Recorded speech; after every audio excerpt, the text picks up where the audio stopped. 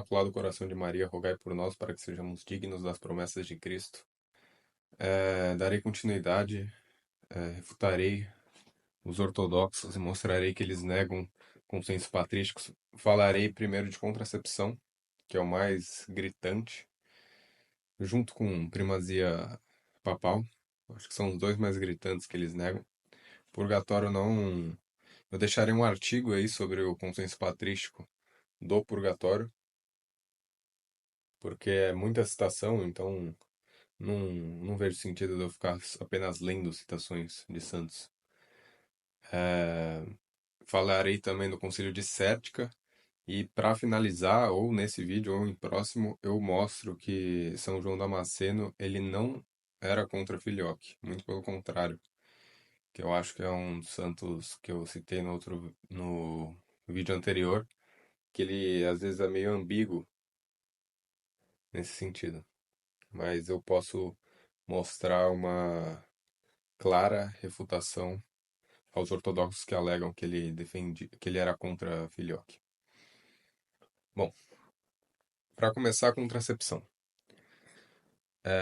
O artigo que eu utilizei aqui foi de um padre ortodoxo russo que eu citei no vídeo passado e também deixarei na descrição esse artigo. Ele usa uma coletânea de patrísticos, inclusive papas, e no final do artigo ele ainda deixa claro, por mais que os patriarcas preguem uma fé errônea, os fiéis ortodoxos devem se apegar ao consenso patrístico. Ele fala algo do tipo no artigo, vocês podem ler. Então, começando aqui. Papa São Clemente de Roma, abre aspas. Mas esse tipo de castidade também deve ser observado em relação sexual, não deve ocorrer descuidadamente e por mero prazer, mas por causa de ter filhos.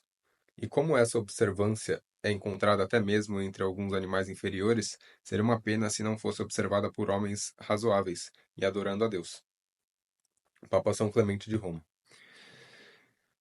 Veja, é muito, muito, muito, muito estranho para mim os ortodoxos eles rejeitarem, eles não condenarem contracepção, os patriarcas, né? Porque eu não estou falando meramente uma opinião de um patriarca, a gente está falando de um santo sínodo.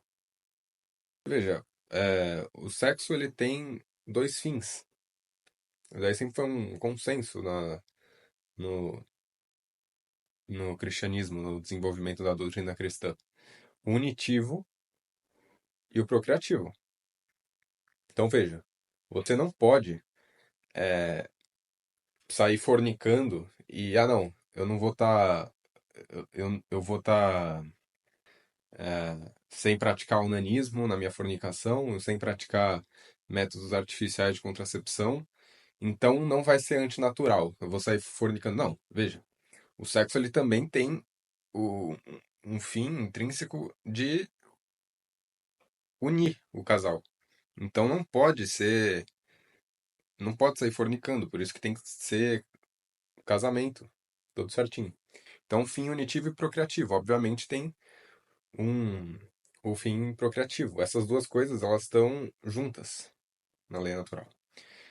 E eu vou fazer uma objeção aqui que creio que nenhum ortodoxo vá dar um argumento tão horrível quanto esse, mas lei natural não é o que acontece, tipo, algo que é lei natural, se há animais praticam, por exemplo, aquilo não deixa de ser antinatural. A lei natural é o que Deus colocou como moral no coração de cada homem, né, como São Paulo diz, que a gente consegue chegar pela razão.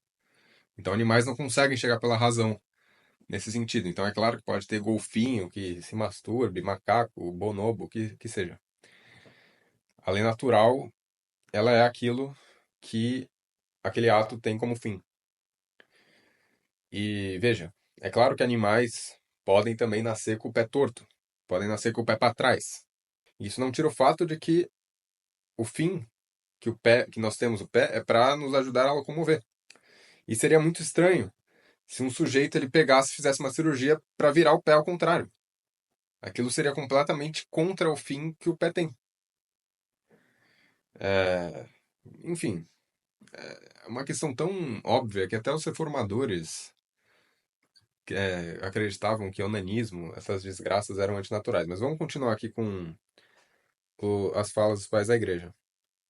Aqui São Máximo Confessor, que os ortodoxos amam. Novamente, o vício é um uso errado de nossas imagens conceituais das coisas, o que nos leva a abusar das próprias coisas. Em relação às mulheres, por exemplo, a relação sexual usada corretamente tem como objetivo a geração de filhos. Aquele, portanto, que busca nele apenas prazer sensual ou usa erroneamente, pois ele considera como bom o que não é bom. Quando um homem assim tem relações sexuais com uma mulher, ele a usa mal. E o mesmo é verdade em relação a outras coisas, nossas imagens conceituais dela. São João Crisóstomo.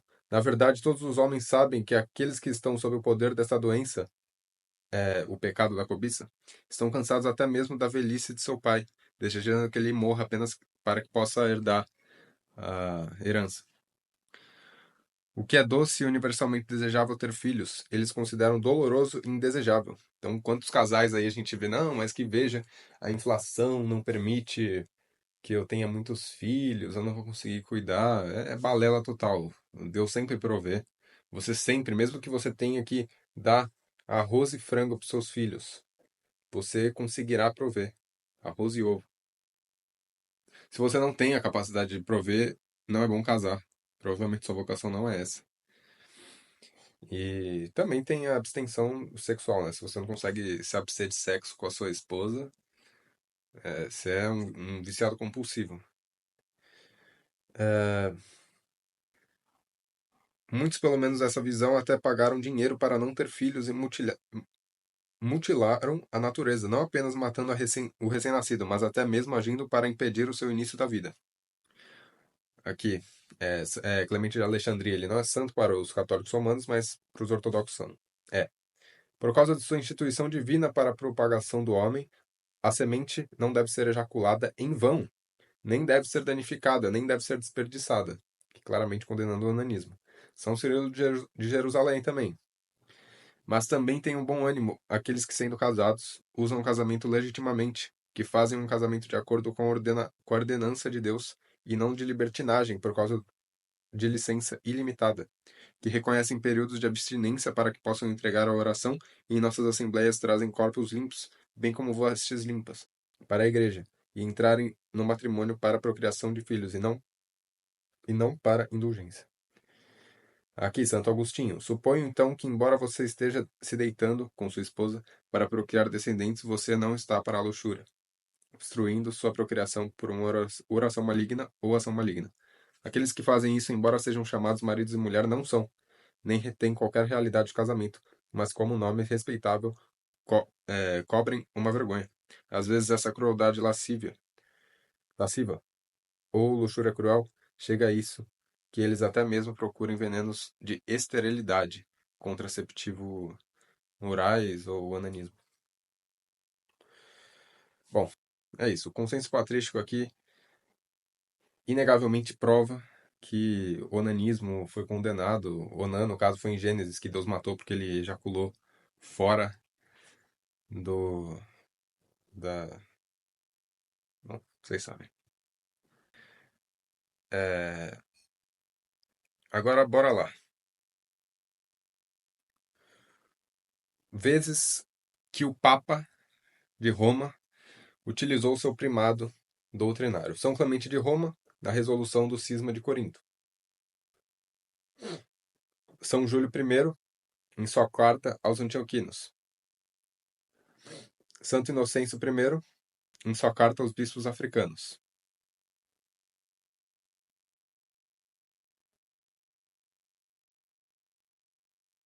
São Zósimos, são, é, o Papa São Zósimo, aos bispos da África, aprovando seu ensino contra as heresias do pelagianismo. São Bonifácio I, para os bispos da Macedônia. São Celestino I, aos bispos indo ao Concílio de Éfeso. São Leão o Grande, aos bispos de Viena e Salônica. São Gelásio I, sobre a dignidade das sés patriarcais. São Nicolau I, ao imperador Miguel Contrafócio. São Leão IX, contra os cismáticos. Clemente VI, para o Consolador dos Católicos Armênios. Vocês podem se aprofundar uma por uma, eu não vou explicar cada uma, mas novamente é uma dogmática do meu caro amigo Lucas Pacitti, ele que me mandou. É uma dogmática muito, muito, muito boa para provar a primazia de Roma doutrinária e a infalibilidade papal que será demonstrada agora. Vamos lá. Inocêncio I, por volta dos anos 417 aos bispos africanos. Os padres tomaram suas decisões não por humanos, mas por julgamento divino, de modo que eles pensassem que nada, embora dizesse respeito a províncias separadas e remotas, deveria ser concluído, a menos que primeiro chamasse a atenção desta sé, de modo que o que era uma proclamação justa pudesse ser confirmada pela autoridade total desta sé. Essa frase do Papa Inocêncio I pode parecer meio ambígua, mas para mim deixa claro que é uma infalibilidade a confirmação da autoridade da Santa Sé. Mas as próximas são melhores. Papa São Zósimo, aos bispos africanos que a gente já citou aqui. Olha o que ele diz. Embora, portanto, Pedro seja fonte de tão grande autoridade, você deve saber que governantes, em seu lugar e também detemos nosso cargo, em virtude de seu nome, embora uma autoridade tão grande nos pertença que ninguém poderia argumentar novamente contra a nossa decisão. Ou seja, se isso daqui não é infalibilidade papal, eu não sei o que que é. Porque ninguém pode argumentar contra a decisão que o Papa tomou. Isso aí no ano 1418. Papa São Bonifácio, primeiro, em 422. Dirigimos ao Sínodo de Corinto tais escritos que todos os irmãos podem saber, que não deve haver revisão do nosso julgamento. Na verdade, nunca foi lícito deliberar novamente sobre o que uma vez foi decidido pela Sé Apostólica. Nunca foi lícito deliberar novamente sobre o que uma vez foi decidido pela Sé Apostólica. Simplício em 476 o imperador. Esta mesma norma da doutrina apostólica perdura nos sucessores daquele sobre quem o Senhor impôs o cuidado de todo o rebanho de ovelhas, a quem ele prometeu que o mundo contra ele prometeu que os portões do inferno nunca prevaleceriam, por cujo julgamento ele testemunhou que o que estava amarrado à terra não poderia ser solto no céu. Papa São Gelásio I. Também Epístola do abençoado Papa Leão dirigida ao Flaviano. Se alguém argumentar sobre o texto desta, mesmo em relação a uma iota, e não receber em todos as partes reverentemente, deixa-o de ser anátema. Papa Nicolau I, ao Imperador Miguel. A primeira sé não é julgada por ninguém. Ninguém. Onde há autoridade maior? Onde há autoridade maior, o julgamento dos inferiores deve ser trazido e para ser anulado ou fundamentado. Certamente é evidente que o julgamento da Sé Apostólica, de cuja autoridade não há maior, não deve ser recusado por ninguém. Papa Leão IX, em 1053, a Miguel Cerulário. A Santa Igreja é construída sobre uma rocha que é Cristo, sobre pedras ou cefas, porque os portões do inferno, isto é, pelas disputas dos hereges que levam os vãos à destruição, nunca seria superado. Assim, a própria verdade promete através de quem são verdadeiros. Quaisquer coisas que sejam verdadeiras, os portões do inferno não prevalecerá contra ela. O mesmo filho declara que obteve efeito desta promessa do Pai, por orações dizendo a Pedro, Simão, eis Satanás, etc.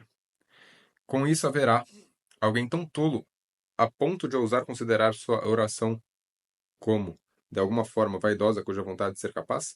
Pela sé do chefe dos apóstolos, ou seja, pela Igreja Romana, através do próprio Pedro, bem como por seus sucessores, os comentários de todos os hereges não foram refutados, rejeitados e superados. E os corações dos irmãos na fé de Pedro, que até agora não falhou nem falhará até o fim, foram fortalecidos. Aqui os próximos são citações já após o cisma, então os ortodoxos não vão levar em consideração. Então, a gente está vendo aqui uma clara condenação no primeiro milênio de uma revisão de algo que já foi decidido como ex-cátedra pela Sé Apostólica. Isso daqui foi bem claro na minha visão. Agora, Concílio de Sérdica. Vamos ler aqui o que o Concílio de Sérdica diz. Se um bispo tiver julgado, aqui o Cânon 3. Se um bispo tiver julgado em determinada causa e achar que tem boas razões para pedir revisão do julgamento, se vos parecer bem, honremos a memória do Santíssimo Apóstolo Pedro. Escreva-se. Ou por parte daqueles que examinaram a causa, ou dos bispos que residem na província vizinha, ao bispo de Roma. E se ele julgar necessário a revisão do julgamento, faça-se revisão do que ele designe aos juízes, que ele designe os juízes. Ou seja, a gente está vendo que não pode haver revisão do que foi decidido uma vez pelo bispo de Roma, porém pode ter revisão de outros bispos. O Conselho de Sérdica definiu isso.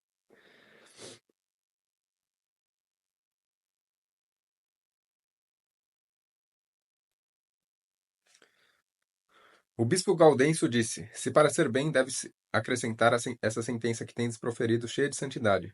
Se um bispo deposto pelo julgamento desses bispos que moram nas localidades vizinhas declarar querer que se lhe faça recurso da cidade de Roma, em caso algum depois do apelo do considerado deposto, seja ordenado em seu lugar outro bispo na mesma sé, antes que sua carta seja determinada pelo julgamento do bispo de Roma. Aí, Concílio de Sérdica para o Papa São Júlio. O apóstolo Pedro. Bom, vamos pular aqui já para. A razão para a tua ausência era ao mesmo tempo honrosa e necessária, para que nem os lobos cismáticos pudessem furtar e roubar sorrateiramente, nem os cães hereges latirem loucamente na fúria selvagem de excitação, ou mesmo o diabo rastejante derramasse veneno na blasfema. Pois parece melhor e mais adequado que os sacerdotes do Senhor de todas as províncias reportem ao cabeça, ou seja, a sé do apóstolo Pedro, isso daí mandando, evidentemente, ao Papa São Júlio. São João Damasceno e a Filioque eu vou deixar para outro vídeo, porque senão fica longo e ninguém assiste tudo, né? E é importante assistir tudo. Eu vou falar também sobre uma coisa grotesca que aconteceu comigo, que era o rebatismo.